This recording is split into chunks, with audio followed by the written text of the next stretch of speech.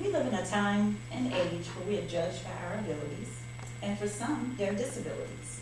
We are all different. Some of our differences are obvious, like the color of our skin, our hair color, height, and body size. There are many disabilities that are not so obvious. Although they may not be obvious, it is important to show the same courtesy to everyone, whether they have a disability or not. When we encounter individuals with a disability, please remember they are people first. People with disabilities do not always act differently. Schools have identified many children with some type of special need that requires the services of a special education teacher. My name is Refest Bobo, and I am pursuing a degree in special education at Liberty University in Lynchburg, Virginia. I'm studying to become a special education teacher.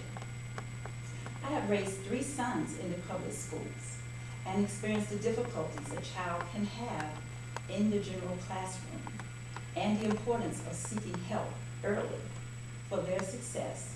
And I didn't want my son to become a statistic, a student who is frustrated with school and eventually drops out.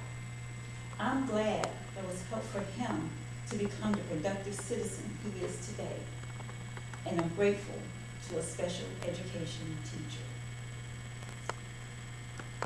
Special education, special education is a program designed to meet the needs of an individual learner. A special education is necessary when a student is identified as being exceptional. I'm going to discuss the roles of families with exceptional children and the types of disabilities, such as how to recognize a learning disability, ADHD or attention deficit hyperactivity disorder, and autism. With this in mind, if a student is recommended for special education services, many times it can be taught in the general classroom. Services should be provided in the most natural setting for that student.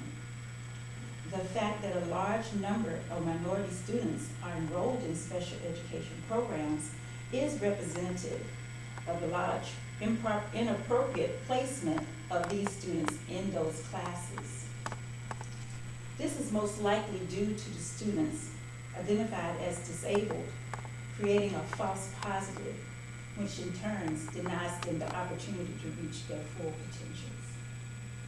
Parents with children with disabilities have identified many behaviors associated with these disabilities, such as poor motor skills, social skills deficits, reading and writing problems, and oral language difficulties. The emotional toll of dealing with an exceptional child can extend into the siblings, grandparents, and other family members. Experts recommend that parents educate themselves about learning disabilities. Here are some rules of etiquette when dealing with a person with disabilities. For an individual with a speech impairment, maintain eye contact, use normal tone of voice, and do not finish their sentences.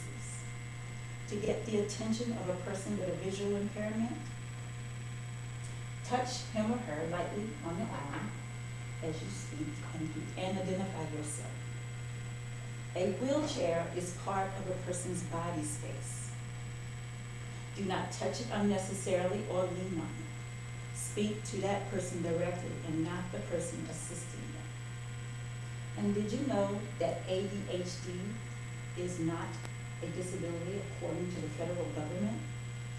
The cause is unknown, and it is a misconception that you can grow out of it. There are many adults living with ADHD. On the contrast, unlike children with ADHD, for children with autism, they can improve with age and with treatment. According to the National Institute of Neurological Disorders, there is no cure for autism, and the earlier the treatment, the better.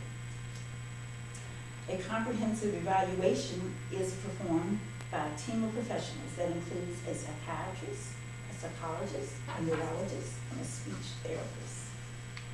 Doctors may prescribe medications, but a strong family support system is also important. With this in mind, I would like to tell you about a child I grew up with. Her name is Emma. Emma was in church with me my entire childhood life. Emma is autistic. She would come to church and choir practice with her sister Shirley every Tuesday. And Emma, in her adulthood, wanted to sing. So she asked her sister one day, "Can I sing?" And she began to learn to sing with her sister. So one Sunday in church, Emma prepared to sing the solo instead of her sister. And instead of Shirley stepping up as soloist that Sunday, Emma came to the mic. And the whole church was blessed by Emma because she was not supposed to be able to do this as an autistic child. And as she began to sing, the entire church was on their feet. They were shouting hallelujah and praising God. And let me tell you, there was not a dry eye in the house by the time she finished that song. That just shows the power of the Lord when He can work His ways. In conclusion, to conclude, special education teachers must have a natural gift to teach. They must also be organized, excuse me, and have patience and be able to motivate their students in sometimes very creative ways. If you have a child that has been referred for special education services, do not treat it as a tragedy. Treat it as a life-changing event for your child. Thank you.